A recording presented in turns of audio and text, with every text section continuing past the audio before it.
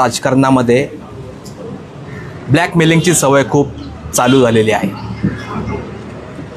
जितेंद्र आव्हाड साहेब हे माझे नेते आहेत. मी त्यांची कधीही आयुष्यात साथ सोडणार नाही. पण काही गोष्टी अशा झाल्या की त्यामध्ये म्हणजे माझा जो पास्ट बघून चालू करण्यात आला की म्हणजे ज्यानंतर एक 307 खोटी होती ती, त्याच्यानंतर तडीपार झालो, त्याच्यानंतर परत एक 19 तारखेला जी केस झाली इलेक्शनच्या आदल्या दिवशी, त्याच्यामध्ये मला खूप त्रास देण्यात आला. म्हणजे राजकारणामध्ये असं काही घडू शकतं हे या सर्व राजकारण्यांकडनं मला शिकायला भेटलं. तुम्हाला आता मेसेज येतील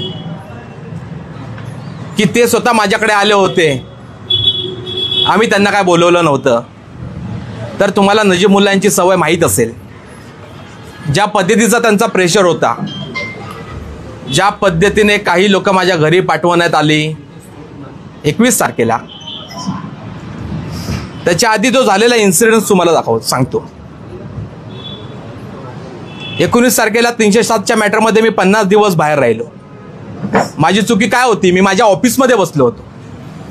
माझ्या ऑफिसमध्ये बसलो असताना त्यांच्या सांगण्यावरून एक मनुष्य माझ्या ऑफिसला येतो, शिवीगाळ करतो, शिवीगाळ चालू करतो. मी तेव्हा ऑफिसमध्ये बसलो होतो. त्याच्यानंतर ऑफिसमधनं मी काय बाहेर निघालो नाही. बाहेर काय घडलं हे मला माहीत नाही. मग मी बाहेर तसा असा निघून गेल्यानंतर माझ्यावरती 307चा गुन्हा दाखल झाला हे मला कळलं. मी तिथनं निघून गेलो, कारण की मला हे फसवण्याचं षडयंत्र त्यांचं चालू होतं. त्यांचा प्रेशर होता की माझ्यावरती मकोका अंतर्गत कारवाई करा. पण या सर्व गोष्टींना मी बळी पडलो नाही. जितेंद्र आव्हाड साहेबांना कसं अडकवायचं हे सगळं गणित ठाण्यातील जे स्वतःला नेते समजतात या 2 जणांनी हे सगळं आखलं होतं. त्यात आनंद परांजपेंना शेवटच्या दिवशी माहीत होतं, नजीमुल्ला यांना पहिल्यापासून माहीत होतं, कारण की त्यांनी त्या पद्धतीने मला तसं बोलवलं होतं. कारण की ज्यावेळेस ही घटना झाली मी माझ्या बायकोसोबत बोलत नव्हतो. ज्यावेळेस माझ्या घरी काय पाहुणे आलेले त्याचा मला काय उल्लेख करायचा नाही. जे झालं ते मला माहीत पडलं, नंतर माहीत पडण्यात आलं की हे कसं काय, कोणी रचवलं, काय रचवलं.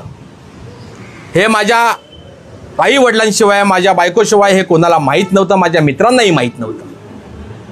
पण मी त्या प्रेशरखाली आलो. त्यामध्ये मला 2 वर्ष आतमध्ये राहावं लागेल असं सांगण्यात आलं. ईडीची धमकी देण्यात आली. असं चालू असताना ह्याच्या आधी पण काही प्रसंग झाले होते. मला साहेबांशी बोलायलाच भेटलं नाही, कारण मी एवढ्या प्रेशरमध्ये होतो की मला परत आता बाहेर जावं लागतंय की काय असं वाटत होतं. मला हा 2 वर्षाचा काळ सहन झाला नसता, कारण की ह्याच्या आधी माझ्यावरती खोटे गुन्हे दाखल झालेत. तुम्हाला सगळ्यांना माहिती आहे. पण ज्या पद्धतीने हे गुन्हे दाखल करण्यात आले होते, नजीबने मला फोन लावून द्यायचा. तो फोन कोणाचा आहे मला काय त्याच्यावरती गैर करायचा नाही, मला काय सांगायचं नाही. पण त्या फोनवरनं मला सांगायचं की हाऊसिंगमध्ये काय घडलं, हाऊसिंग नंतर जितेंद्र आव्हाड साहेबांचे ईडीचं म्हणजे जितेंद्र आव्हाड साहेबांना आता ईडी उचलणार आहे, या बाबतीत पण अशा गोष्टी झाल्या. काही कोणाचे तरी स्टेटमेंट नोंद झाले, अशा गोष्टी झाल्या असताना त्याच्यानंतर जो प्रेशर माझ्यावरती डेव्हलप करण्यात आला होता, मी त्यानंतर डिस्टर्ब झालो. मग डिस्टर्ब झाल्यानंतर या सगळ्या गोष्टी घडल्या. माझ्या घरच्यांशिवाय बाकी मित्रांना कोणाला माहीत नव्हत्या. 50 दिवसाच्या कारावासात माझ्यासोबत जे असणारे माझे मित्र असतील, म्हणजे त्यांच्यावरती एकही गुन्हा नसताना त्यांना त्या गुन्ह्यात अडकवण्याचा प्रयत्न करण्यात आला होता. त्यात संदीप पाटील असतील, राज पाटील असतील, गोकुळ धनके असतील, असे इतर माझे खूप सारे मित्र आहेत जे पारसिक नगरमध्ये राहतात. त्यांना अडकवण्यात आलं. त्यांच्या घरामध्ये त्यांच्या आईवडिलांना प्रेशर करण्यात आला. तरी पण आम्ही ते सहन करत गेलो. पण ही वेळ होती जे नजीमुल्ला यांनी ठाण्यातलं आता राजकारण, ठाण्यातलं ब्लॅकमेलिंग आता बंद होईल. ज्या पद्धतीचं ब्लॅकमेलिंग ठाण्यातून चालतं ते आता बंद होणार. साहेब माझ्या कॉन्टॅक्टमध्ये होते. मी त्या दिवशी मोबाईल स्विच ऑफ ठेवला होता. मी खूप प्रेशरमध्ये होतो. मी डिप्रेस होतो. ज्या वेळेस हा प्रसंग माझ्यावरती चालू होता, माझ्या मनातून तर मी तिकडे काही गेलो नव्हतो, पण काही गोष्टी अशा होत्या. माझ्या मिसेसचा, माझी आई या ठिकाणी रडते, माझा मिसेस या ठिकाणी रडते.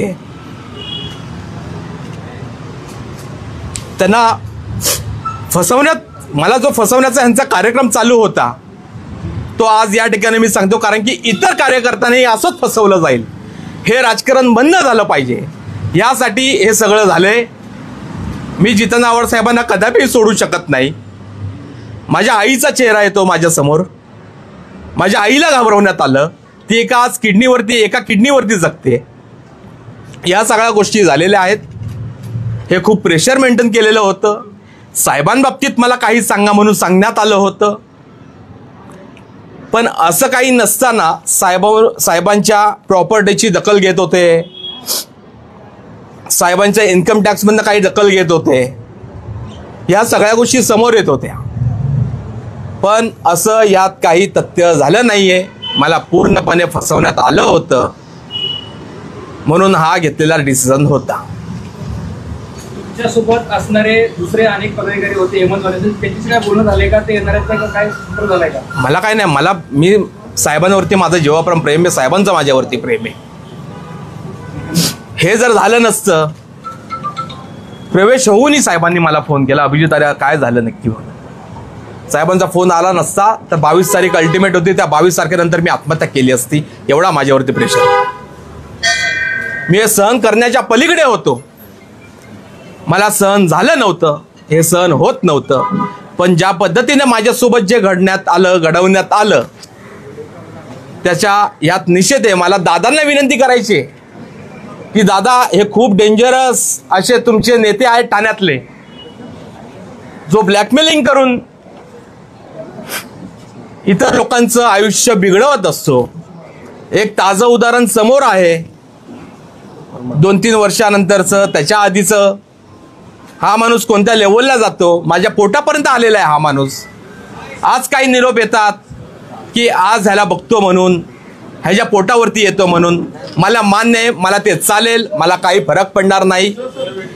22 तारखेला जो झालेला प्रकार होता, ज्या प्रकार आधी झालेला होता, त्या 22 तारखेला मी आत्महत्या केली असती, असा हा सर्व चावळा गोंधळ होता. ज्या पद्धतीचं राजकारण या महाराष्ट्रात चालू आहे, ज्या पद्धतीने नजीमुल्लाने मला ब्लॅकमेल केले, त्या ब्लॅकमेलिंगला मी बळी पडणार नाही. माझी एवढीच चूक झाली की मी साहेबांशी बोलायला पाहिजे होतं, पण मी एवढ्या डिप्रेसमध्ये होतो, त्यामुळे हा सगळा प्रकार झालेला आहे.